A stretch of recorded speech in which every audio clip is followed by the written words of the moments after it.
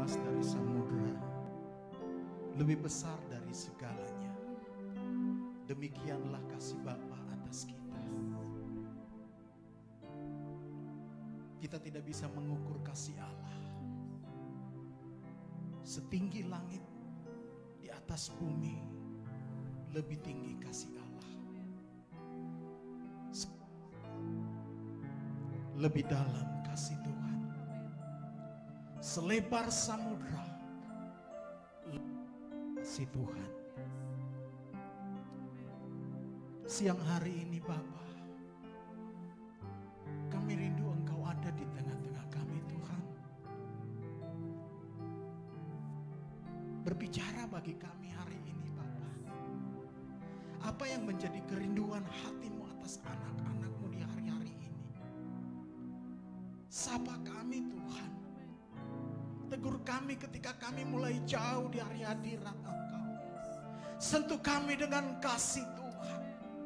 Sehingga kami mengalami Tuhan dalam hidup kami.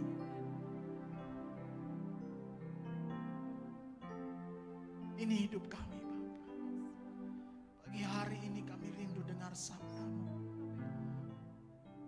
Berfirman bagi kami.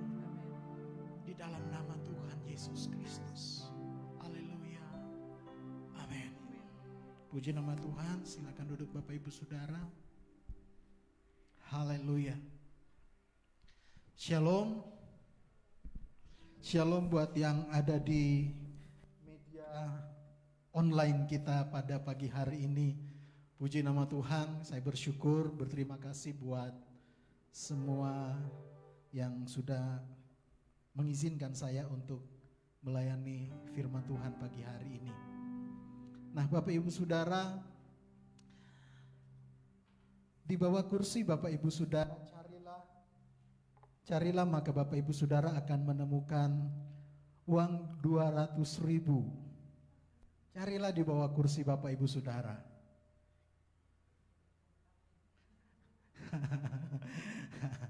Enggak, itu cuma hoax. Nah, ketika kita ada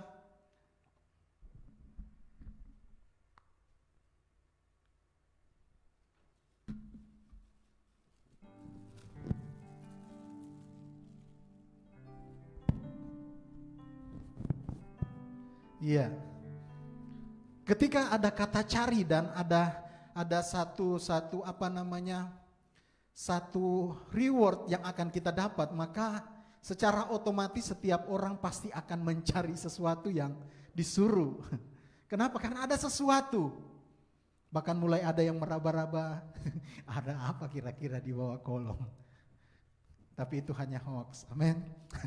Nah, pagi hari ini kita mau belajar firman Tuhan. Mari sama-sama kita mau baca Yesaya 55 ayat 6. Mari Bapak Ibu Saudara yang ada di rumah, sama-sama dengan keluarga kita mau lihat firman Tuhan ini.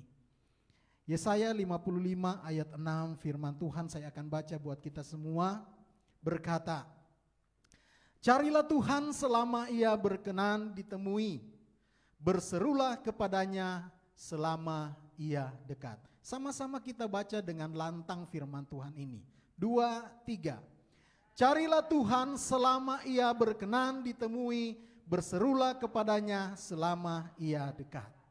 Lewat firman Tuhan pagi hari ini saya akan bawakan satu judul firman Tuhan dengan tema kesempatan yang berharga. Saudara Bapak Ibu Saudara tahu bahwa ada lagu yang berkata, hidup ini adalah kesempatan. Hidup ini untuk melayani Tuhan. Jangan sia-siakan apa yang Tuhan beri. Hidup ini harus jadi berkat. Nah, firman Tuhan tadi berkata, carilah Tuhan selama Ia berkenan ditemui, berserulah kepadanya selama Ia dekat. Ada 2 kalimat perintah pada ayat di atas. Apa itu? Pertama, carilah. Yang kedua, berserulah. Nah, lewat perintah ini, mari kita akan sama-sama belajar pagi hari ini. apa yang perlu kita ketahui dari firman Tuhan ini? Pertama, kedua kata tersebut membutuhkan respon. Katakan respon. Respon. Kalau bilang cari, maka respon kita adalah apa? Mencari. Kalau bilang berseru, maka respon kita adalah berseru sama Tuhan. Jadi ketika Tuhan berkata carilah Tuhan, berserulah kepada Tuhan, maka sebagai manusia kita harus meresponi panggilan Allah itu. Hari-hari ini apa yang sedang kita lakukan? Tuhan sedang memperingatkan kita untuk responi apa yang Tuhan sampaikan hari-hari ini. Apa yang Tuhan firmankan hari-hari ini tentang kebenaran firman Tuhan.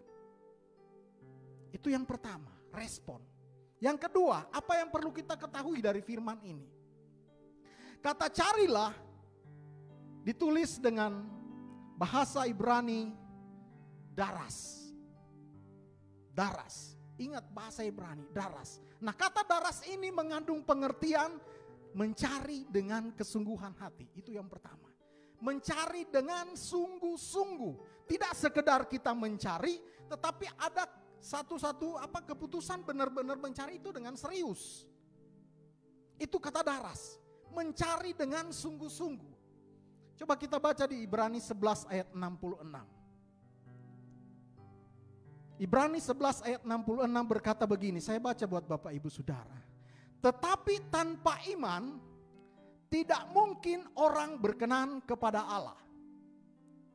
Sebab barang siapa berpaling kepada Allah, ia harus percaya bahwa Allah ada dan bahwa Allah memberi upah kepada orang yang sungguh-sungguh mencari Dia. Allah memberi upah kepada orang yang sungguh-sungguh mencari Tuhan. Persoalannya, apakah kita sungguh-sungguh mencari Tuhan? Mencari Tuhan tidak sekedar kata-kata, tapi harus ada respon tadi. Mencari Tuhan tidak hanya sekedar mencari sambil lalu, no.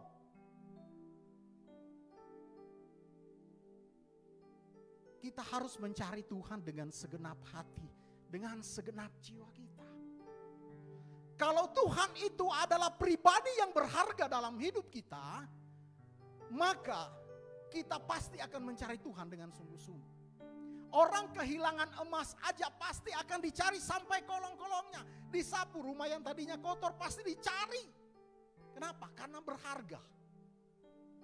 Karena sesuatu yang sangat-sangat berharga. Sesuatu yang sangat-sangat istimewa.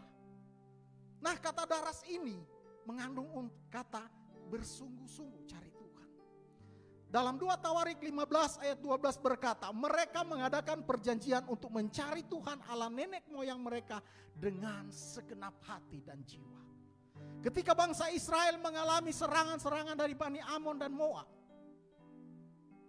maka satu keputusan yang dibuat Yosafat, mereka mencari Tuhan, merendahkan diri, bahkan mereka berpuasa, kata firman Tuhan. Itu kesungguhan. Seberapa susah sih kita cari Tuhan? Apakah waktu kita hari-hari ini tersita dengan pekerjaan kita? Hari-hari ini waktu kita tersita dengan kesibukan kita. Sampai mencari Tuhan pun hanya waktu yang sisa aja. Kita kasih Tuhan ampasnya aja. Kata daras yang kedua mengandung pengertian bertanya. Saat kita pergi ke suatu tempat dan kita tidak tahu arah, tujuan, maka hal pertama yang kita cari adalah orang. Untuk apa? Bertanya. Jalan ke ini lewat mana ya? Surga itu suatu tempat. Bagaimana kita bisa sampai ke surga kalau kita tidak pernah bertanya sama Tuhan? Tuhan, jalan mana yang harus saya pilih? Tuhan berkata, Allah menetapkan langkah-langkah orang yang hidupnya berkenan kepadanya. Ketika kita bertanya sama Tuhan, bahkan bangsa Israel sebelum melakukan peperangan, Daud pun bertanya sama Tuhan, Tuhan akan turun ke saya untuk berperang melawan orang-orang Filistin. Kalau Tuhan bilang tidak, jangan. Tapi kalau Tuhan bilang silakan, maka maju dan peperangan itu pasti akan dimenangkan. Bertanya. Kata daras, cari tadi mengandung pengertian. Bertanya. Saat kita mencari dan mengalami kesulitan, maka bertanyalah sama Tuhan. Jangan hidup dengan keegoisan kita. Sudah tidak tahu, gak mau nanya. Akhirnya nyungsep di jurang. Ya kan? Terkadang kita di perjalanan yang kita andalkan adalah Google Map. Betul? Tapi ada beberapa banyak orang yang jadi korban. Bukan kurban, korban. Kenapa? Ngikutin Google Map, tahu-tahu nyasar kemana. Saya salah satu korbannya. Saya tahu kayaknya jalan ini lebih cepat. Pada waktu saya kerja di Bandung, saya andalkan Google Map. Tapi saya dibawa ke hutan, ke jalan yang sampai. Jalan yang seharusnya saya lewati, saya pikirkan jauh. Seharusnya saya sudah sampai kalau saya ngikutin jalan itu. Tapi karena saya ngikut Google Map, akhirnya nyasar ke hutan, ke jalan yang jelek. Waduh Tuhan, saya bilang, Tuhan saya gak tahu daerah ini. Sampai di hutan, saya daerah mana ini? Daerah mana? Tapi akhirnya nyampe juga. Cuman ya itu, harus melewati segala sesuatu yang penuh dengan rintangan. Nah ketika kita mau cari Tuhan, tanya. Dalam 1 Tawarik 14 ayat 10 dan ayat 14 firman Tuhan berkata begini. Daud bertanya kepada Allah, apakah aku harus maju melawan orang Filistin itu? Dan akan kau serahkankah mereka ke dalam tanganku? Dan Tuhan menjawab, majulah, aku akan menyerahkan mereka ke dalam tanganmu. Ayat 14, maka bertanyalah lagi Daud kepada Allah.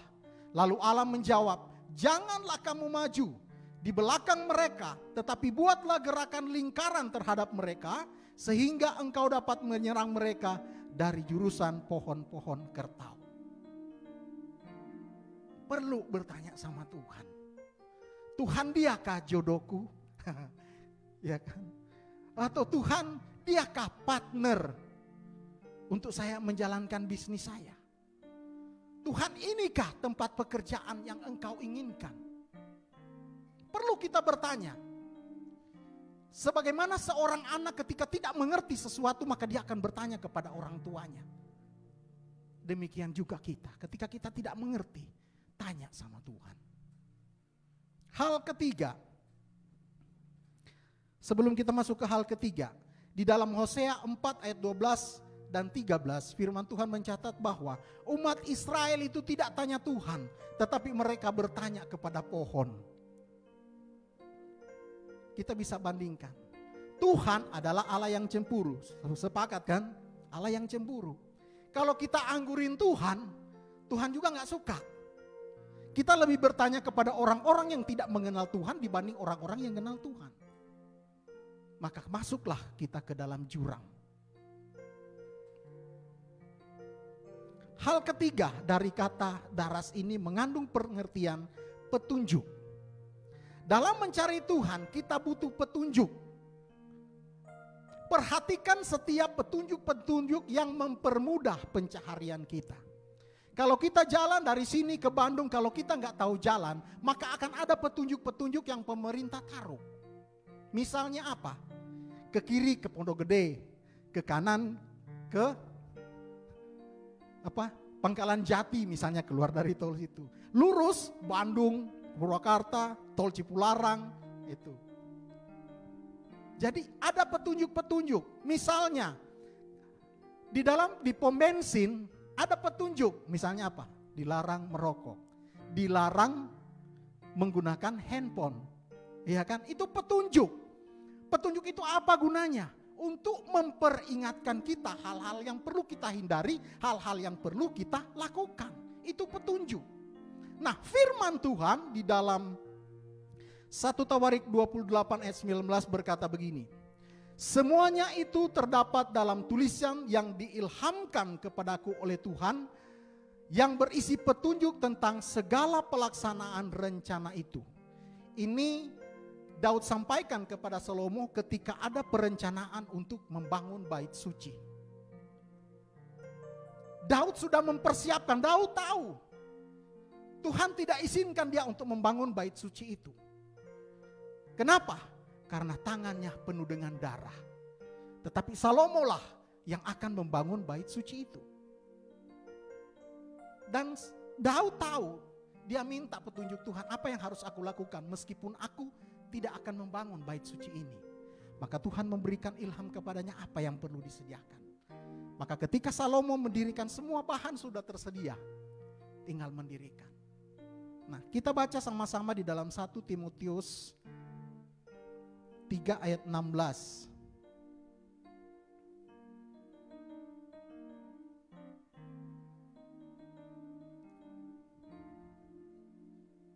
2 Timotius 3 ayat 16.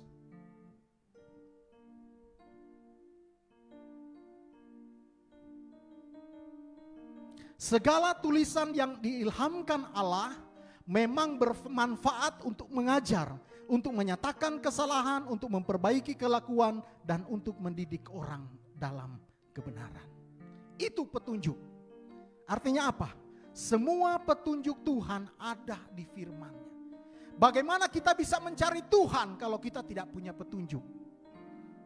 Allah kita adalah Allah dalam pencaharian. Allah kita adalah Allah dalam pencaharian.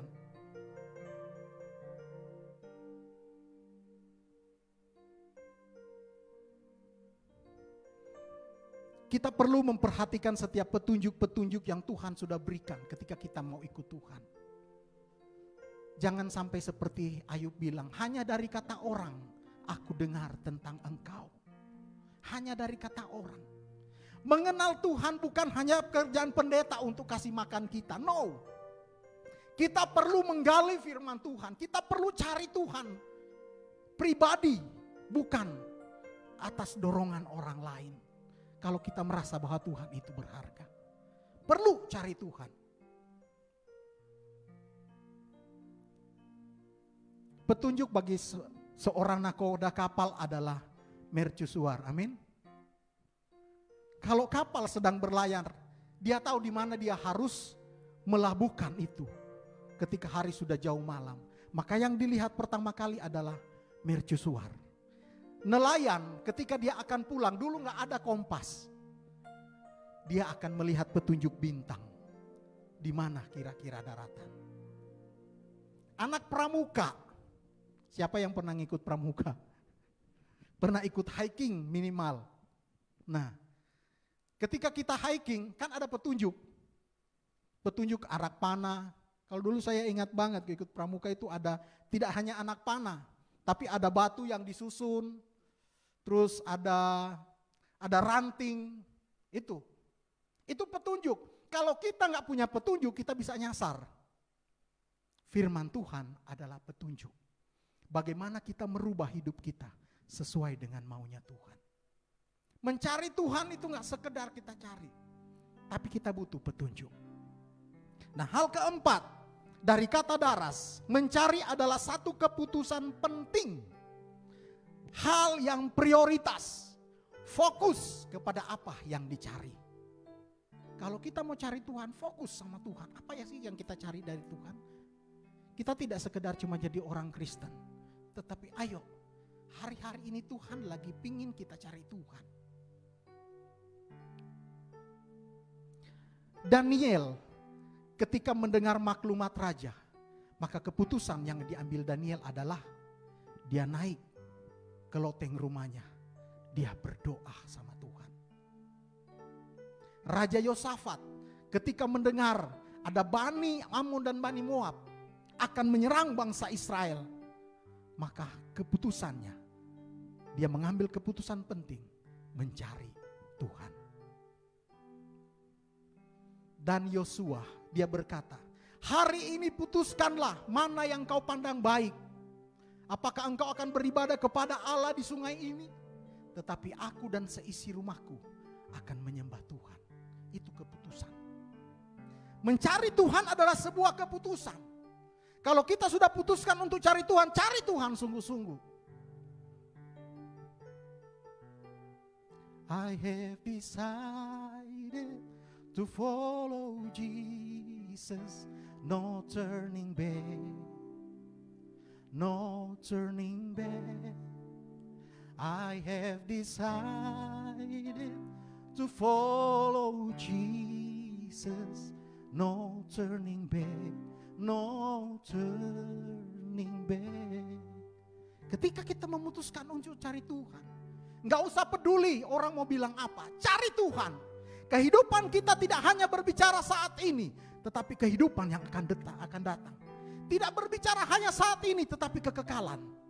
Kecuali kita hanya mau hidup senang di dunia dan tidak memperhitungkan kekekalan yang Tuhan janjikan. Hal kelima, kata daras mengandung pengertian. Mencari berarti meneliti, merenungkan, teliti firman Tuhan itu. Kenapa saya bilang bahwa jangan kita bergantung pada hamba Tuhan. Jangan kita bergantung hanya kepada pendeta untuk dengar firman Tuhan, tanpa kita menggali firman Tuhan itu sendiri. Dengar baik, hari-hari terakhir akan banyak pengajaran yang sesat.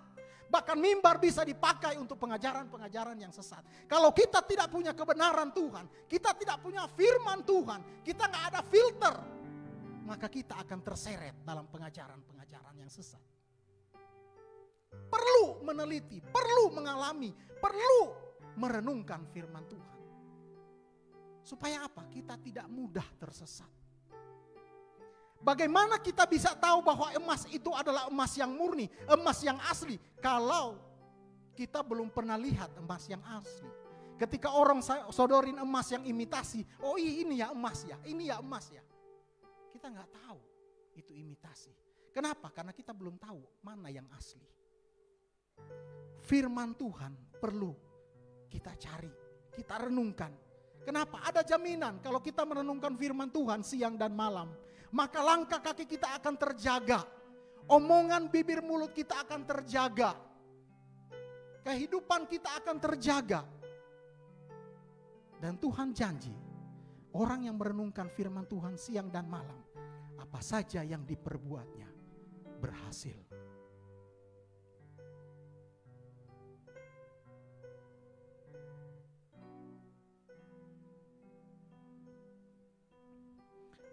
Kemudian kata perintah yang kedua adalah berserulah. Dalam kata Ibrani berseru itu ditulis dengan kata kara yang berarti memanggil. Tapi ini juga punya pengertian gini, to read aloud. Baca dengan bersuara yang keras. To read aloud, pengertian dari kata kara ini. Artinya ketika kita baca firman Tuhan, kita berseru sama Tuhan, serukan dengan terdengar. Iman timbul dari pendengaran. Bagaimana iman kita akan timbul kalau kita baca firman Tuhan hanya baca dalam hati?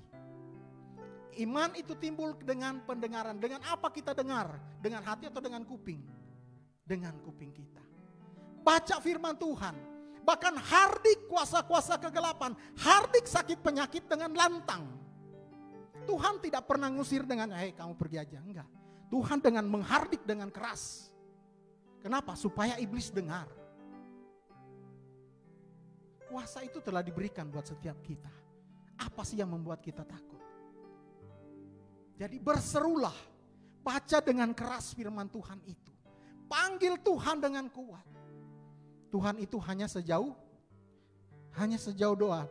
Saya pas pertama kali dengar Tuhan itu hanya sejauh doa.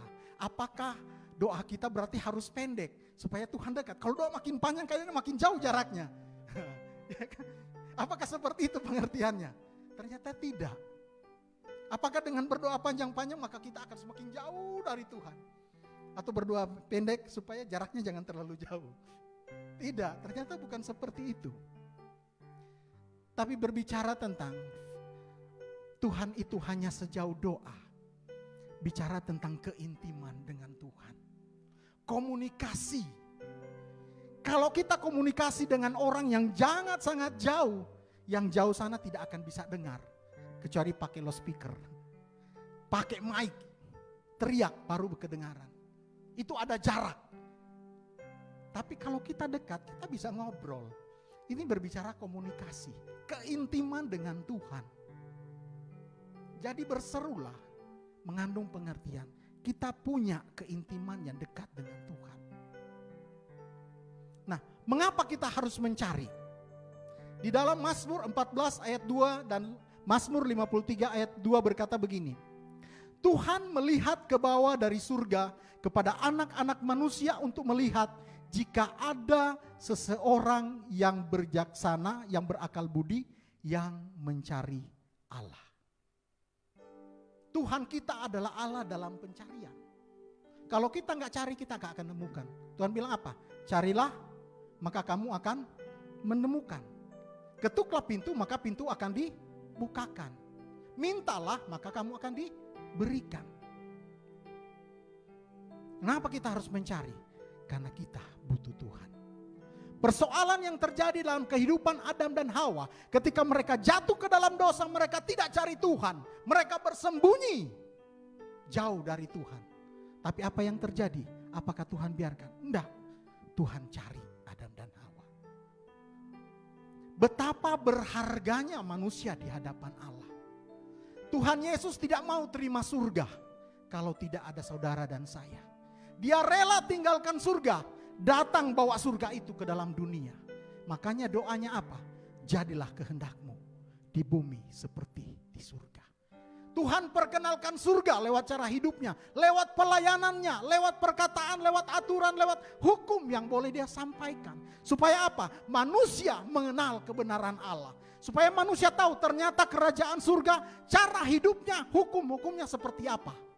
Seperti yang Tuhan Yesus katakan. Nah, kalau kita tidak terbiasa dengan cara tatanan kehidupan surga, kita lebih suka dengan kehidupan dunia, maka surga tidak akan menjadi tempat buat kita.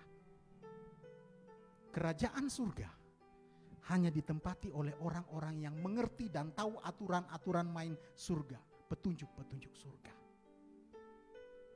Kenapa kita harus mencari? Karena kita butuh Allah. Hal kedua, kenapa kita harus mencari? Karena Allah suka menyelidiki hati kita. Allah suka menyelidiki hati kita. Apakah anak saya ini benar sungguh-sungguh cari saya atau enggak? Atau karena dia ke gereja karena dia lihat ada yang bening-bening di gereja? Atau dia ke gereja karena dia lihat ada mitra yang boleh diajak kerjasama di gereja? Nah, Tuhan tahu, Tuhan bisa menyelidiki hati kita. Kita bisa bohong sama orang. Tapi dengar baik, Tuhan gak bisa dibohongi. Segala yang terselubung, segala yang tersembunyi akan Tuhan sikapkan. Hal ketiga, kenapa kita harus cari Tuhan? Ada jaminan Tuhan ketika kita menemukan Tuhan, maka keberhasilan, pemulihan dari Tuhan akan menjadi bagian kita. Nah, orang yang ingin mencari Tuhan adalah orang yang ingin mengenal Tuhan. Kalau orang yang tidak mau kenal Tuhan gak akan cari Tuhan. Buat apa? Ya kan? Orang pacaran aja, kalau misalnya dia tidak mau tahu, tidak mau kenal seseorang yang dia lihat, dia tidak akan cari tahu informasi. Dia tidak akan cari tahu temannya siapa sih, biar saya bisa dekatin. Bukan gitu, Cak? Atau Majus, gimana Majus? Kalau kita pingin tahu seseorang yang kita pingin dekat, pasti kita akan cari orang terdekatnya untuk cari tahu informasinya kan. Minimal kita tahu nomor teleponnya. IG-nya apa sih? Facebook-nya namanya apa sih? Nah, kalau kita mau mencari berarti kita pingin mengenal. Mengenal tidak sekedar kenal, tetapi mengenal dalam bahasa aslinya adalah ginosko, yang artinya keintiman. Hanya suami istri yang tahu kemauannya apa, dia pakai minyak wangi apa, tidurnya ngorok atau enggak, kalau tidur kentut apa enggak. Hanya suami istri, orang lain enggak tahu. Kenapa? Karena kita setiap hari hidup bersama, kita punya komunikasi bersama. Mengenal Tuhan adalah penuh dengan keintiman. Itu yang Tuhan mau. Kemudian kata firman Tuhan, selama ia berkenan ditemui, selama ia dekat. Kata dekat ditulis dengan bahasa aslinya karib. Bahasa Ibraninya kata dekat adalah karib. Siapa yang punya sahabat karib? Ketika kita punya sahabat karib, maka kita bisa curhat. Amin. Kita bisa ngomongin.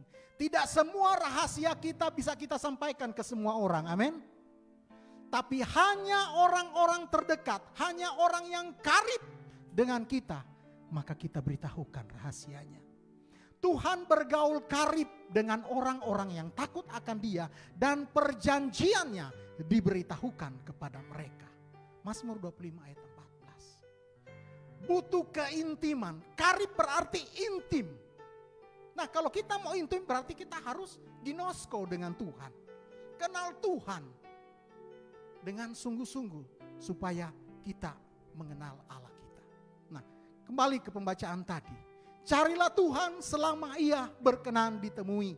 Berserulah selama Ia dekat. Kata selama ini mengandung unsur waktu. Ya, dengar baik. Kata selama mengandung unsur waktu. Ada waktunya. Pengkhotbah 3 ayat 1 bilang begini. Segala sesuatu yang ada di kolong langit ini ada waktunya, ada masanya. Ada waktu orang lahir, ada waktu untuk mati. Semua ada waktunya. Jadi ketika Tuhan bilang, carilah selama Ia berkenan ditemui. Berarti ada waktunya di mana Tuhan ketika kita cari, kita tidak akan menemukan. Ada waktunya ketika kita berseru Tuhan dengar. Tapi ada waktunya ketika kita bermain-main dengan waktu yang Tuhan berikan. Berseru sampai suara habis. Seng dapat dengar. Tuhan tidak akan ditemukan kembali. Ada waktunya. Semua ada waktunya. Semua ada masanya. Karena itu, hargai waktu yang Tuhan berikan. Ketika ada waktu perkenanan Tuhan, hargai waktu yang Tuhan berikan. 2 Korintus 6 ayat 2 bilang begini. Inilah waktu perkenanan Tuhan. Ada waktu Tuhan berkenan. Tapi ada waktu Tuhan sudah tidak akan berkenan. Ketika waktu perkenanan itu datang, responi. Kembali lagi ke respon tadi.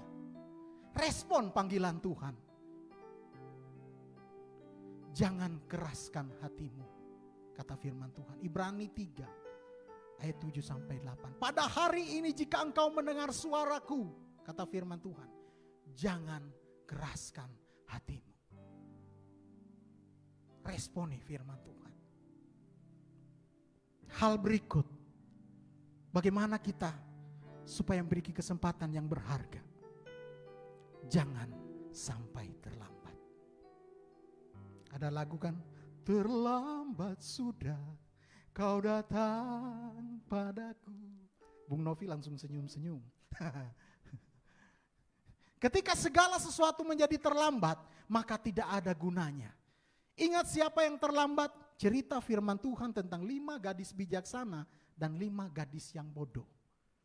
5 gadis yang bijaksana menyiapkan waktunya dengan begitu baik. Prepare segala sesuatunya. Tetapi yang bodoh berleha-leha.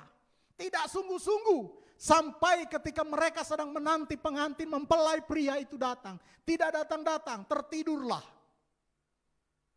Dan tengah malam tiba-tiba ada orang berseru, mempelai datang, sambutlah dia. Nah baru gerusak-gerusuk ke sana kemari. Aduh, kita ini minyak udah mau habis. Pergilah untuk membeli minyak.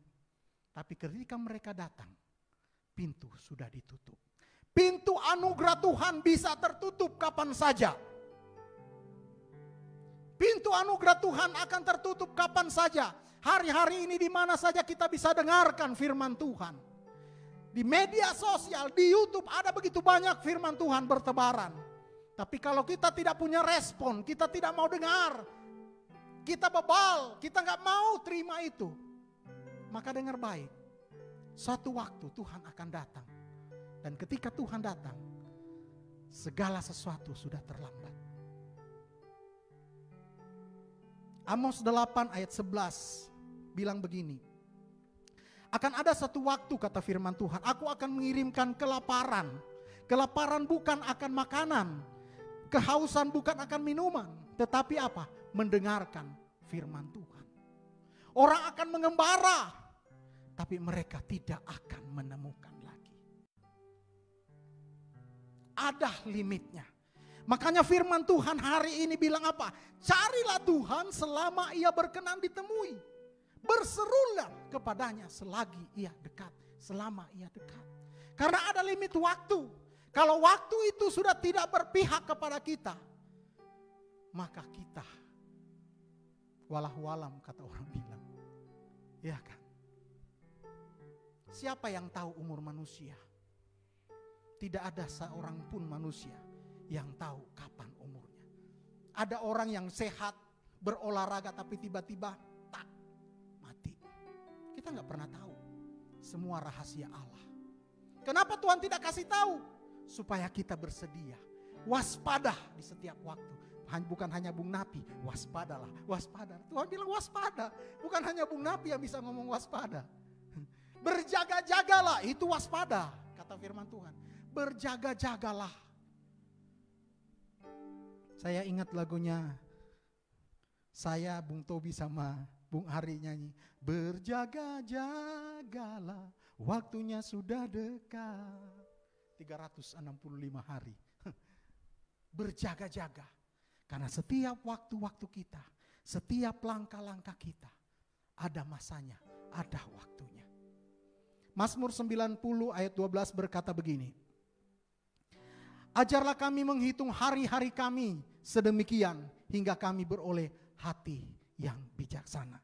Karena itu bagaimana kita mempergunakan kesempatan yang berharga yang Tuhan berikan. Yang pertama, cari Tuhan selagi ada kesempatan. Yang kedua, kenallah Allah dengan benar. Lewat apa?